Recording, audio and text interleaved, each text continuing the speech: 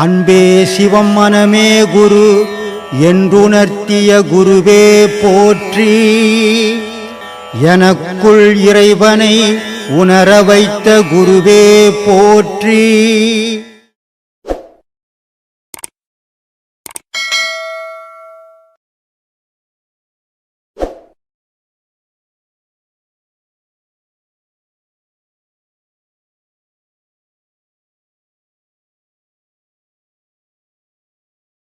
இறைவன் என்ன பண்றான், ரகசியமாவே வச்சிருக்கிறான். நீ யார், நான் யார், மனைவி யார், மகன் யார், கணவன் யார், இப்படி இல்லை.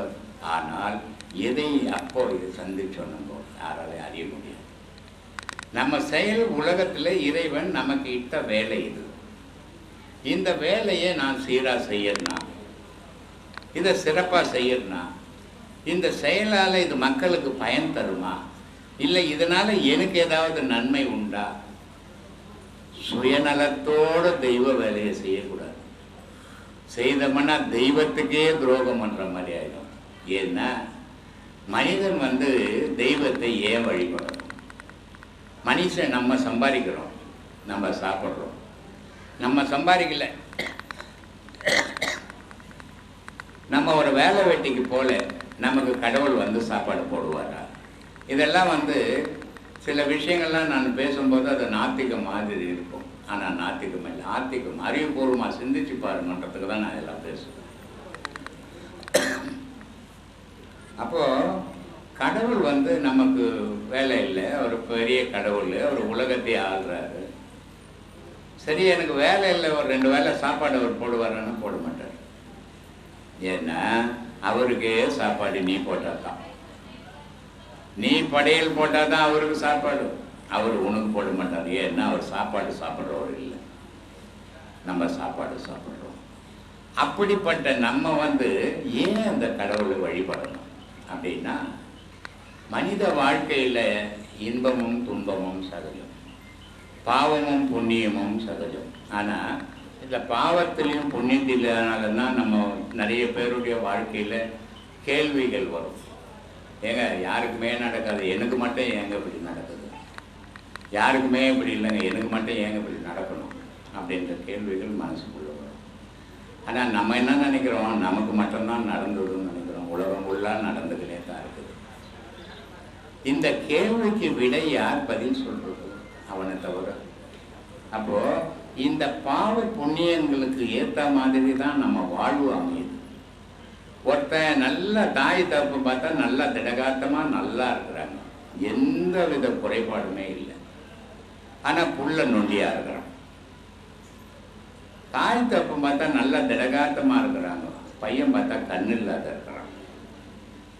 தாய் தப்பா அருமையாக பேசுகிறாங்க, பிள்ளைக்கு பேச்சு வராத இருக்குது. இது என்ன காரணங்கள்? ஏன் நடந்தது? எதுக்கு நடக்கணும்? கடவுள் ஏன் இப்படிலாம் பண்ணாரு? இது கடவுள் பண்ணாரா அப்படின்ற கேள்விகள் வரும். இங்கே கடவுளுக்கு வேலையே இல்லை. இது அறியாமையில் நம்ம 1-2 விஷயத்தை எடுத்துக்கிறோம். ஒன்று கடவுளை பழிக்கிறோம், ஒன்று விதியை பழிக்கிறோம். ஆனால் இந்த பிறவியில் நான் செய்த நன்மை என்னவோ அடுத்த பிறவியில் நான் வாழப்போறேன். இந்த பிறவியில் நான் என்ன தீமை என்ன இது பண்ணணும், அதுக்கு அடுத்த மாதிரி அடுத்த பிறவியில் வாழப்போறேன். அப்போது மனிதனுடைய வாழ்வு எதுக்குள்ள அமையுது? அவன் செய்யறதுலேயே அவனுக்கு அமையுது. முஸ்லீம் குரான்ல ஒரு விஷயம் சொல்லுவோம், அல்லாஹ் படைக்கும் போது 3 படைக்கிறார் அப்படின்னு. அந்த 3 ஒருவர் உலகத்தில் செயல் புரிகிறார். 2 பேர் 2 தோல் பகுதியில் இருக்கிறாங்க. நான் செய்த நன்மையை ஒருத்தர் எழுதுகிறார், நான் செய்த தீமையை ஒருத்தர் எழுதுகிறார். முடியும் தருவாயில் இந்த 3 பேரும் போய் அல்லாஹ்விடம் கொடுக்குறாங்க. அதுக்கேற்ற தண்டனை தான் கொடுக்குறாரு அல்லாஹ் அப்படின்னு குரான் சொல்லு. அப்போ இங்கே கடவுளுக்கு இங்கே ஏதாவது வேலை இருக்குதா அப்படின்னா இல்லை.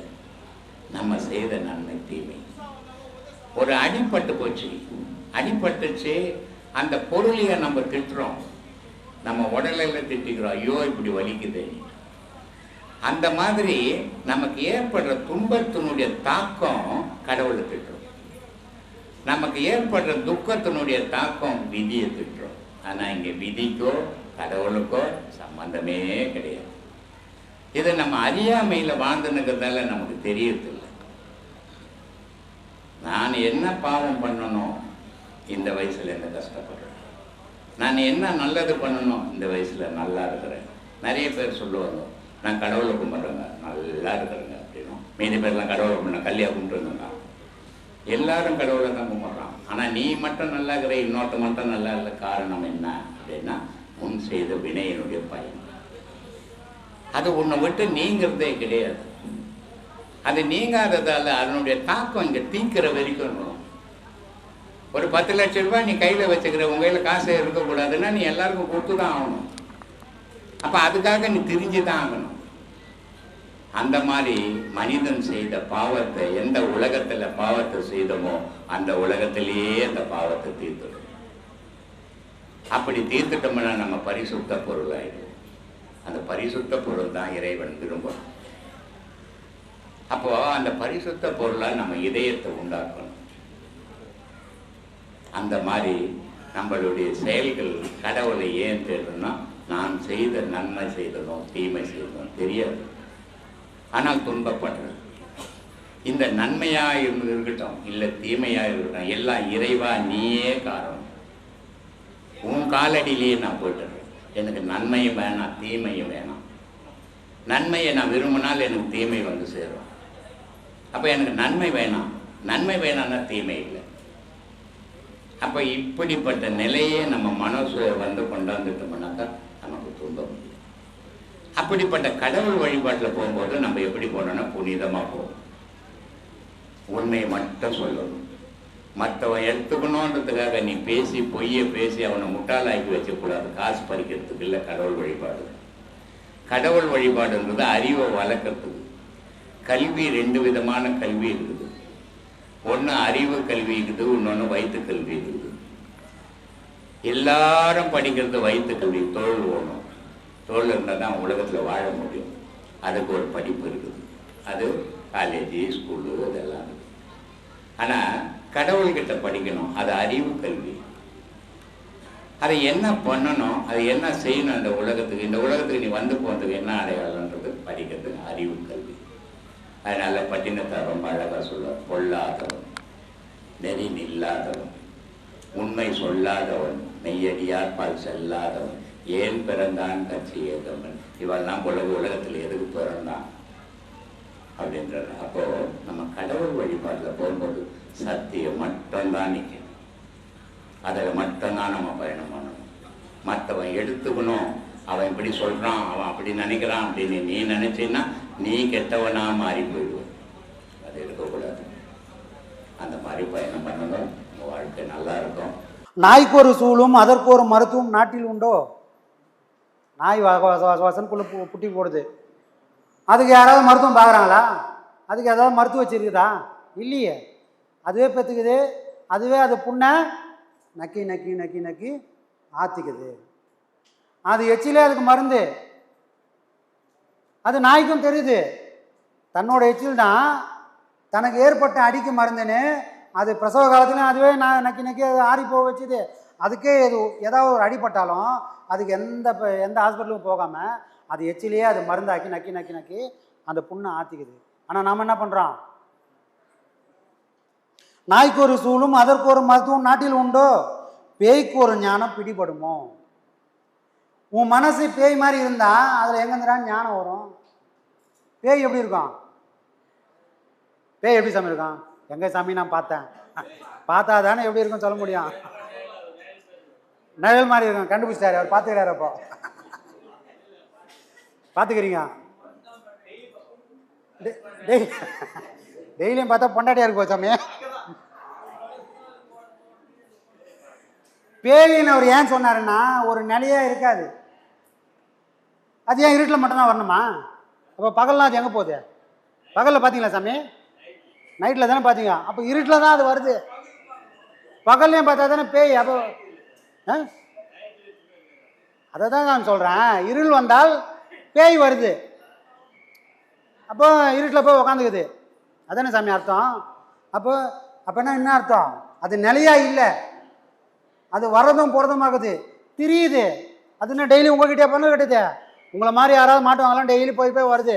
அந்த மாதிரி நமக்குள்ளே இருக்கிற மனசு நாய் மாறி திரியுது, பேய் மாறி திரியுது. அந்த திரிஞ்சதோட வேணும் பேய்க்கு ஒரு இந்த மாதிரி திரிஞ்சா, பேய் மாதிரி திரிஞ்சா உனக்கு எங்கேருந்துடா ஞானம் வரும்? உன் மனசை உனக்குள்ளே நிற்க வச்சேன்னா அப்போ ஞானம் வரும். ஆனால் நான் எப்படி இருக்கிறேன்? பேய் மாதிரி இருக்கிறேன். அப்போ சொல்கிறார் பட்டினத்தாரு, பேய்க்கு ஒரு ஞானம் பிடிபடுமோ? பெரும் காஞ்சிரங்காய் ஆக்குவர் யார், அருந்துவர் யார்? காஞ்சிரங்காய் கசப்பாக இருக்கும், அதை யாராவது சமைக்கிறது? அப்படியே மீறி யாராவது சமைச்சிட்டா கூட அதை சாப்பிட்றது யார்? யாருமே இல்லையா? அந்த காஞ்சிரங்காய் மாதிரி தான் எதுக்குமே உதவாமல் நீ இருக்கிறேன்றார். உன்னால் உனக்கும் பயனும் இல்லை, இந்த ஊருக்கும் பயனும் இல்லை. காஞ்சிரங்காயும் இந்த பேய் மாதிரி தெரியக்கூடிய மனுஷனும் ஒன்று தான். அதுபோல் உடம்பு தீக்கிரையாவதல்லால் ஏதுக்காம். இந்த மாதிரி பேய் மாதிரி மனசை விட்டுன்னு நீ உக்காந்துந்த பட்டம் பறக்கலாம். பட்டம் பறந்தா பட்டத்துக்கு அழகு, உன் மனம் பறந்தா உனக்கு அழகா? அதை கேட்க வராரு. உன் மனம் நீ ஆட்டு விற்கிற மாதிரி அது இருந்தால் அது பண்பட்ட மனம். அந்த மனசே உன்னை தீக்கு இறையா ஆக்காது. பண்படாத மனம் எல்லாம் ஒரு நாள் தீக்கு பலியாகும்னு அவர் சொல்கிறார். தன்னிலை அறியா கூட்டம்னு ஒன்று இருக்குதுப்பா இந்த உலகத்துலன்றார். தன்னிலை அறியாத கூட்டம்னா எப்படி சாமி? அவங்களுக்கு எதனா அடையாளம் சொல்லுங்க சாமி. அவங்களுக்கு அடையாளம் தெரிஞ்சால் நாம ஒதுங்கிடலாம். போய் இவங்களாம் தண்ணியில் அறியாத கூட்டம். இப்போ சிவனடியார்லாம் சொல்லலாம், உத்ராஜம் போட்டுறாங்க, இவங்கெல்லாம் சிவனடியார்ப்பா சேர்ந்துக்கலாம். இங்கே பட்டினத்தார் சொல்கிறாரு, டேய் உசாரா இருந்துக்கோ.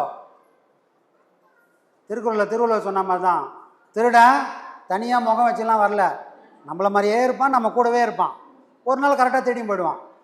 அந்த மாதிரி தன்னை யாருன்னு அறியாத கூட்டம் இந்த உலகத்தில் இருக்குது. நீ தான் கவனமாக இருக்கணும்.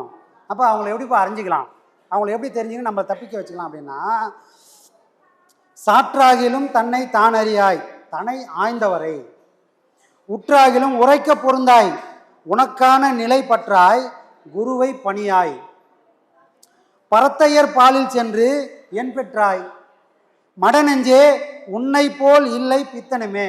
உன்ன மாதிரி பைத்தியக்காரன் உலகத்தில் ஒருத்தன் கூட இல்லை. யார மாதிரி? நம்மளை தான் சொல்கிறாரு. உன்ன மாதிரி பைத்தியக்காரன் உலகத்தில் ஒருத்தன் கூட இல்லை. ஏன் அப்படி சொல்லணும் அப்படின்னு சொன்னால், ஒரு நாளும் நீ யாருன்னு கேள்வி கேட்டதே இல்லை. ஏங்க உங்கள் பேர் என்னங்க? என் பேர் மணிங்க. நீங்கள் என்னங்க பண்ணுறீங்க? நான் இந்த மாதிரி கம்பெனி வச்சுக்கிறேங்க, இந்த மாதிரி வேலை செய்கிறேங்க. எவ்வளோங்க சம்பளம்? நான் என்ன பண்ணுறேன் காலமுல்லாம் அடுத்தவங்கள பற்றியே கேட்டு கேட்டு தெரிஞ்சு வச்சுக்கிறேன். ஒரு நாளாவது கண்ணாடி முன்னாடி போய் டேய் நீ யாரா அப்படின்னு கேட்டுக்கிறோம்? கேட்கவே இல்லை. நீ என்ன தான்டா பண்ணினுக்கிற கேட்டுக்கிறோமா? கேட்கல. இங்கே சொல்கிறாரு, அந்த கேள்வி உனக்குள்ளே வந்தால் அதுவே ஒரு தொடக்கம். அந்த தொடக்கம் எது தெரியுமா? உன்னை தேடி நீ பயணம் பட்டுன நீ முதல்ல தெரிஞ்சுக்கோ. என்னைக்கு நான் யாருன்னு ஒரு கேள்வி ஒரு மனுஷனுக்கு வந்ததோ அன்றைக்கே நீ முடிவு பண்ணிக்கலாம், நான் யாருன்னு தேடக்கூடிய தகுதி உனக்கு வந்துச்சு. அந்த தகுதி வந்ததுக்கு அடையாளமே ஒரு கேள்வி வரும். உலகத்தெல்லாம் பார்த்து நீ யாருங்க நீ யாருங்க போய் இன்னைக்கு தான் உண்மையிலே நான் யாருன்ற கேள்வி யாருக்காவது வந்தால் அவள் தான். அதனால தான் நம்ம என்ன பண்ணுறோம், சின்முத்திரை வைக்க சொல்கிறோம். ஏன் சின்முத்திரை வைக்கணும்? கட்டை விரலே இறைவனை குறிக்குது, ஆள்காட்டி விரலே இந்த மடையனை குறிக்குது. இந்த மடையன் எப்பவுமே 3 பேரோடவே சுற்றி கிடக்குறான். ஏன்னா தனியாக சுற்றவே முடியாது. தனியாக சுற்றுறான்னா அவன் அறிவாளி. கூட்டத்தோடு போய் கூட்டத்தோடவே வரானா அவனை மாதிரி வடிகட்டின மடையன் ஒருத்தனை இல்லை. அப்போ அந்த மடையன் யாரே நான் தான். ஏன்னா இந்த 3 பேரோட இருக்கிறேன். யாருப்பா இந்த 3 பேர் அப்படின்னு சொன்னால், இவன் பக்கத்து வீட்டுக்காரனா கொண்டாட்டி அவங்களாம் யாரும் இல்லைப்பா. அவங்களாம் வரத்துக்கு முன்னாடி இந்த 3 பேர் தயாராக அவங்க கூட வந்துட்டாங்க. யார் அவங்க அப்படின்னா, ஆணவம், கண்மம், மாயை அப்படின்ற 3 பொருளும் நம்ம கூடவே வந்து கூடவே போகுது. அதனால் தன்னை யாருன்னு தோன்றவே அது விடுறதில்லை. அப்போது இப்போ அந்த மாதிரி வாழ்ந்த வாழ்க்கையே போதும்னு நினைக்காம வேற ஏதோ ஒரு வழி இருக்குதுப்பா, அதில் போனால் என்னன்னு நமக்கு ஒரு கேள்வி வந்தால் நல்லா நினச்சிக்கங்க, இந்த 3ஓட பலம் குறைஞ்சால் மட்டும்தான் அப்படி ஒரு சிந்தனை நமக்குள்ள உதயமாகும். புரியுதுங்களா? அதோட பலம் குறையலைன்னா இந்த எண்ணமே நமக்கு வராது. அப்போ நீங்கள் பாடம் பண்ணக்கூடிய இந்த கேள்விகள் வந்துச்சுன்னா நீங்கள் தெளிவாயிடுங்க, அதோட பலம் குறையுது. இப்போ நான் ஒரே அடி எடுத்து வச்சேன்னா நான் போகிறதுக்கு வசதியாக இருக்கும், காலமும் எனக்கு உதவியாக இருக்கும். உற்றாகிலும் உரைக்க பொருந்தாய் உனக்கான நிலை பற்றாய் குருவை பணியாய். உனக்கு இந்த மாதிரி யோசனை வந்ததுன்னா உனக்கான குருவும் தயாராகிடுவார். உனக்கான குருவும் தயாராகிடு. யாருக்காக தயாராவார்? ரோட்டில் போகிறவங்களாம் குரு வரல. யார் தன்னை தேடி அலையிறானோ அவனை தேடி குருவானவர் உதயமாயிடுவார். இங்கே சொல்கிறாரு, அப்படிப்பட்ட குருவை தேடி பணிஞ்சிரு. எப்போ உன்னை பிடிச்சிட்டேன், இந்த உடலில் உயிருக்கு உன்னை தவிர இன்னொரு கரம், எனக்கு இன்னொரு கால் தேவையில்லை, நீ பிடிச்சிட்டேன்னா அந்த குருவு அவர் எதை அடைஞ்சாரோ அதை உன்னை அடைய வைப்பார். குருவை பணியாய் பரத்தையர் பாலிச் சென்று என் கண்டாய். அதெல்லாம் பிடிக்காம பரத்தையர் நீங்கள் சொன்னது வேசியை சொல்லலை, விபச்சாரியை சொல்லலை, பொண்ணை சொல்லலை. ஒன்றை பிடிச்சிட்டு பரத்தை யாரை சாமி சொல்லுவோம்? வேசின்னு யாரை சொல்லுவோம்? ஒருத்தரோட வாழாமல் யார்கிட்ட வேணா வாழலாம், தான் வழுத்துக்காக என்ன வேணால் பண்ணலாம் அப்படின்னு போகிறவங்கள தானே வேசின்றோம். மற்றவங்களெல்லாம் என்ன சொல்கிறோம்? இவங்க குடும்ப பெண்கள் என்றோம். அப்போது இது பெண்ணுக்கு தான் பொருந்துமானா பெண்ணுக்கு இல்லை, மனுஷனாக பிறந்த எல்லாருக்கும் உண்டு. அவன் ஆணும் வேசி தான். என்னப்பா ஆணை போய் எப்படி வேசின்னு சொல்லுவா அப்படின்னா, குரு இவர் தான் பிடிச்சதுக்கப்புறம் திரும்பவும் 1000 காலம் தேடி போனால் அவனும் பறையத்திற்கு சமண்டா. அந்த மாதிரி காலம் பிடிச்சி போனா நீ என்ன கண்டுவ? எவனுமே உனக்கு வழிகாட்ட மாட்டான். அப்போ நீயும் வேசிக்கு சமன்றார். எதை வேசிக்கு சமன்றார்? இந்த வேசிங்கெல்லாம் நம்மளையும் வேசி ஆக்கிடுவாங்க சாமி. அங்கே நல்லா சொல்கிறாங்க, நல்லா பேசுகிறாங்க. எப்போ வந்தாலும் பௌர்ணமிக்குன்னு மட்டும் இல்லை, நீ எப்போ வந்தாலும் உபதேசம் கொடுக்குறேன்னு சொல்கிறாங்க. அப்போ என்ன பண்ணுறான்? ஏற்கனவே கெட்டு போனவன் நம்மளையும் கிடை வச்சு பார்க்குறான். மட நெஞ்சே உன்னை போல் இல்லை பித்தனமே. இந்த உண்மையெல்லாம் உனக்கு தெரியலன்னா உன்னை விட பைத்தியக்காரன். பித்தனா யார்? பைத்தியக்காரன். உன்னை மாதிரி பைத்தியக்காரன் உலகத்தில் ஒருத்தன் கூட இல்லை. நீ இதை புரிஞ்சுக்கப்பா. நீயும் இதுதான் உண்மை, இதுதான் சத்தியம்னு நின்றுட்டனா அங்கேயே நிற்கணும். அங்கே நிற்காம நீயும் மாறி மாறி மாறி போனால் நீயும் ஒரு விபச்சாரி தான். யாரை சொல்கிறாரு? அவர் பொம்பளையை சொல்லலை, சராஜ் எல்லா மனுஷனையும் சேர்த்து சொல்கிறார். அப்போ நாம் எப்படி இருக்கணும்? எப்படி இருக்கணுன்றத நம்மக்கிட்டே பட்டினத்தார் விட்டுட்டார். ஏன்னா நம்ம வாழ்க்கை நம்ம கையில் தான், நம்ம உயிர் மட்டும்தான் இறைவன் கையில் இருக்குது. ஆரூரார் இங்கிருக்க அவ்வூர் திருநாள் என்று ஊரூர்கள் தோறும் முயல்வீர். நேரே உலக்குறுப்பை நாடாத ஊமர்கால் நீவீர் விளக்கிருக்க தீ தேடுகிறீர். ஒரு வீட்டில், நம்ம வீட்டில் விளக்கு எரிஞ்சிருக்குது. விளக்கு எப்படி எரியும்? அதான் தீ. ஆனால் இவன் என்ன பண்ணுறான்? பக்கத்து ஊரில் சாமி நெருப்பு வேணாம், அடுப்பை பற்ற நெருப்பு கொடுங்களான்றான். அந்த மாதிரி அவன் எவ்வளோ பெரிய மடையணும். அந்த மாதிரி இறைவன் உனக்குள்ளே இருக்கிறான்டா. அது தெரியாமல் அங்கே இருக்கிறான். அந்த கோயிலில் திரும்பியாங்க, அந்த கோயிலில் மகாமான் நடக்குது. இப்போ வந்தாங்க யாரும் 60 கோடி பேர் என்ன வந்தாங்க. அங்கே மகாமான் நடக்குது, அங்கே திருவிழா நடக்குது. நீ போனனா வீட்டில் விளக்கு வச்சு நெருப்பு கலைகிறோம். எவ்வளோ பெரிய பைத்தியக்காரனும் தனக்குள்ளே இறைவனை வச்சுக்கின்னு காடு மேடு திருவிழா கோயில் குளம்னு போகிறவனும் இவனும் ஒன்று தான்.